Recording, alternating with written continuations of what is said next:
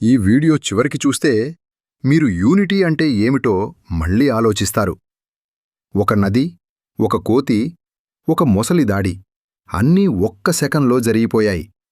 కోతి ఒంటరిగా ఉంది, మొసలి దాడి చేసింది. ఇక్కడే కథ మూసిపోవాలి కదా? కాదు, అక్కడ మొదలైంది అసలు కథ.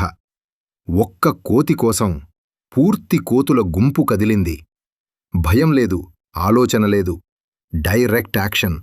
నదిని దాటుతూ అన్నీ కలిసి ముందుకు వచ్చాయి. మొసలిని తరిమికొట్టి తన స్నేహితుణ్ణి కాపాడుకున్నాయి. ఒడిశాలోని కేంద్రపుపురా నగరాన్ని ఆనుకుని ప్రవహించే చిత్రోప్తల నదిలో ఇటీవల జరిగిన ఈ ఘటన సోషల్ మీడియాలో హాట్ టాపిక్గా మారింది.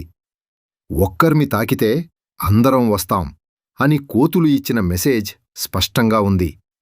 ఇది కేవలం వైల్డ్ లైఫ్ సీన్ కాదు, ఇది ఒక పాఠం. యూనిటీ అంటే ఏమిటో జంతువులు చూపించాయి. మనుషులం కదా మనం, మరి మనం ఎందుకు విడిపోతున్నాం? ఎందుకు ఒక్కరికోసం అందరం నిలబడలేకపోతున్నాం? కొన్నిసార్లు ప్రకృతి మనకు నేర్పే పాఠాలు పుస్తకాల కంటే గొప్పవి. జై హనుమాన్.